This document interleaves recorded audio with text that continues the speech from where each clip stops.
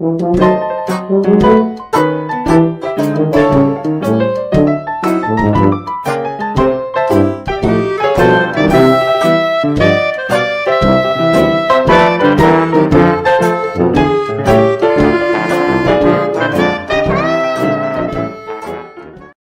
everybody, it's Grandmama. Time for another story from a Hometown scrapbook by Ben Weatherwax.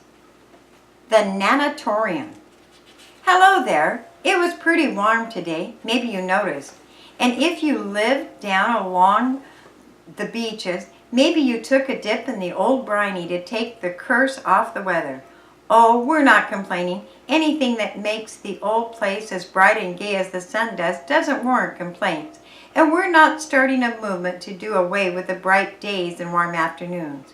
We're building up a story that a lot of Aberdeen and Cosmopolis people had a part in about a generation ago. And, unless I'm mistaken, the idea started with an afternoon like this one. You see, back in the day when Sam Ben's pasture land was still a grazing spot for cows, the kids, and there weren't many of them, took to the river with the hot weather. The Wishkon, the Chehalis, and the Hoquiam rivers were considered fair swimming for young fellows, and it was not uncommon to see a gang out near Stewart's Ebbey, not far from where Stewart's Field is today, splashing and swimming in the river. There was the diving board along the near or east end of what's today Stewart Field, and it was a great spot for young fellows to take a dip. Another favorite spot, if a fellow didn't have time to get upriver for the customary place, was the old dock at the foot of Wishkah Street, but the bridge stands there today. And anyhow, when people came to build the city, the little sawdust town began to grow. Things got complicated. The rivers were dirtied up with refuse and sewage, and there was no fit place for kids to wear away a hot afternoon, and the towns grew, the population grew, until mothers would never let their kids even think of swimming in the harbor or the rivers. Well, along about that time, the problem got naughty, and a promoter with foresight and an idea of what the harbor needed built a swimming tank over in Hoquiam. Not a natatorium, mind you, but a swimming prank. It was shoved up against the hill in East Hoquiam, tucked in between a couple of bluffs facing Queets Avenue. It was a big red building built of boards and battens and topped with a sooty old smokestack that vented the boilers that served as a guide for a small fry cook that vented the boilers. Their swimming hole. And that's what it became, Grays Harbor Swimming Hole. In fact, just about the only relief from the heat on a warm summer day, for automobiles were still scarce and there was no Lake Aberdeen. And it was a long way to clear the rivers up in Satsop or in the upper Wishkah, and just as far to the beach. So the old tank became about the only spot short of Fry Creek where a fellow could get wet on a hot day. The old tank was built of planks, caulked and braced, and they were slippery, and they leaned a little towards mildew.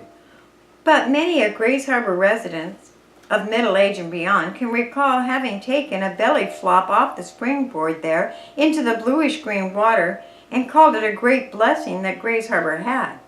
But as we said, that was way back there, back in the teens. And being built as it was, it wore out, and Grays Harbor was ready for the next phase in its aquatic growth. So when Dick Crombie has said a few words from our sponsor, we'll be back with a great community project for Aberdeen, and in fact, the whole harbor. But first, Dick, and a word from our sponsor. Now, it was the summer of 1925, a balmy, easy to take care of summer with blue skies and warm suns. The kind of days that bring out the lazy streak in all of us. And in the busy, bustling boom years of the 1920s, when the sawmills were cutting up the forest as fast as they could cut the logs through the saws, there was a committee of Grays Harbor moms who called themselves the Civic Improvement Club, You know some of them. They were luncheon club men, civic boosters, idea people who were ever satisfied to see the harbor standing still. They were the kind that had taken the town and tried to make it the best. One of them was having lunch at the new Hotel Morak, brand new it was, and some of the others joined him, and they got talking about the need for a stadium on Gray's Harbor. Stewart's Field was a bundle of mud surrounded by the slats, with seating capacity of fully 1,000. If you don't mind sitting on someone's lap. Hoquiam had Emerson Field, which was knee-deep in soft sand and blessed with a single grandstand on one side that broke the sheets of rain that swept across the bogs and drenched the field. And the electric park was for baseball only, getting pretty ancient at that. Yes, why not a stadium, they asked each other. So, a night later, the same crews were meeting with George Miller, superintendent of Aberdeen schools, and some of the members of the school board, and they talked about a stadium. Now, George Miller had been doing a lot of thinking over the years, and what he was thinking at that moment as he looked ahead towards the improved school system for kids of the town was looking at not a stadium to sit a vacant 99% of the year, but an athletic plant that could be used the year round. And when the civic improvement boys had their say, Superintendent George laid his plan on the table. The old Randall Street gym that the school used was just about done for. The floor was filled with holes, the roof leaked, and the windows were broken, and the good rollback crowd could cheer it right off its foundation. Moreover, the school needed, and here George B. played his ace card, the school needed a natatorium where they can have an aquatic program a year round for swimming instruction. Just like that, it dropped like a bombshell. Everyone began to talk about it. Well, why not? Why not a gymnasium somewhere and a swimming tank somewhere to provide the school with its requirements? But why not combine them all? Right beside Stewart Field, was the way Miller put it, and the Civic Improvement Committee left their fight and sold on the idea.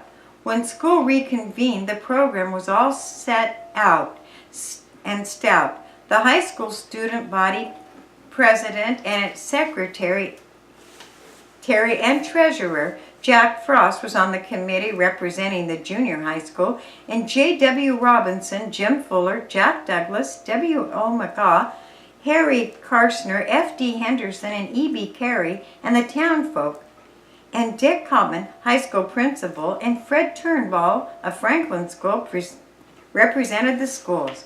Now, the program that they had in mind to finance the building of the big athletic plant was pretty ambitious. It was not bound by districts, not by a levy or taxes, and not asked for by donation, but to let the associated student promoters the venture and finance the whole scheme, the potential income from the building. The idea was to borrow from the University of Washington, which had financed its stadium by the same method a few years before, and that was the way it was set up. So early that fall, bonds were put on sale, and every student in the Aberdeen Public School pledged to peddle as many as he or she could. It made every kid in the school system a participant in the program, and it made the venture a city project. Yes, even more than that. Because Cosmopolis schools, along with the program for their high school students who came over to Aberdeen, the building was plastered with its first mortgage for $40,000 and a second for $25,000. $5,000 was donated by friends of the Civic Improvement Club. Then the schools and civic organizations pledged themselves to donate certain parts of the equipment, and the school offered to do some of the work. It was a noble project, and the whole community rolled up its sleeves and got into it. Charles A. Haynes, an Aberdeen architect, was retained to design the structure. He laid out the project that looked pretty good to the committee. It was right at the end of Willard Street on the property that the district had acquired for building, and right where it would be best suited to augment the facilities of Stewart Field. In the early fall of 1925, the work began. Aberdeen and Cosmopolis Mills donated more than $25,000 worth of lumber to the building. The Parents Teacher Association pledged themselves to furnish the restrooms. The high school's manual training class under George Huntley agreed to build all the dressing rooms, and the high school agreed to provide portable bleachers, and the junior high school announced that it would buy and pay for 250 bathing suits. That was the way they dug in. Well, of course, they picked the fall and winter, the wettest spring in decades, to do the work. But after all, it was a natatorium, and getting it wet inside didn't hurt anything. By early spring, March that is, things had progressed to the point that they began to plan an opening. There were a few details to clean up. The Aberdeen City Council agreed to provide the water without charge, and all the tanks could be used too. Councilman Jim Empley led the drive to raise funds for the city to provide the building with a flagpole and a flag. And then in April 1926, Aberdeen's big public project was complete, mostly at least, and the formal opening was staged. Oh, there was a program all right, and the townsfolk began to gather for the opening hour before the door swung wide to let them in. It was a record crowd, and it swarmed over the bleachers and filled the balconies. The big gymnasium, there were two of them, called the high school and junior high gyms, and the big gym was packed to capacity. And the town trotted out its talent. Under the Willoughby baton of Robert Ziegler, the school's impresionato, the junior high school and the high school orchestra combined to render a couple of overtures with gusto. Then Elta Caddy Bryan and Mrs. Lloyd Flower, two former students of the high school, did a couple of musical bits. They were so-called comedy acts which centered around some egg throwing and stared at a couple of high school hams, Neil Carnes and Ben Weatherwax. Then W.H. Tucker spoke. "This building is already dedicated," he said, "to the development of sound bodies for the young people of our community. It will go far to build sound moral and physical fibers of our youth." There was a nautical exhibition with diving by Henry Koo, the world's champion high diver in 1920. That night, Grays Harbor had a new swimming hole, the finest it had ever known, and the Civic Improvement Committee turned to another project that we'll talk about some other night. But now, a few words from our sponsor. Yes, the next day, the new facility was open to the public. The boys were to use the tank in the morning and the girls in the afternoon. It was open to the public evenings except Thursday, which was ladies' night. Dina King, Walter Stott, Frances Peach, Berwin Herbert won the bond-selling campaigns, and the staff of the Natatorium took over. Geraldine Kramer was to teach swimming to the girls.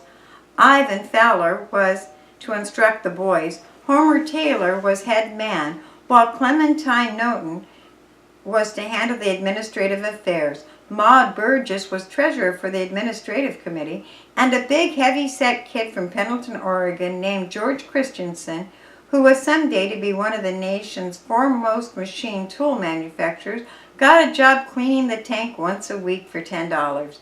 Yes, that was it, and it probably stemmed from a hot day such as today and the idea that George Miller carried with him. And it's a story we find tonight in our Hometown Scrapbook. Thanks for listening.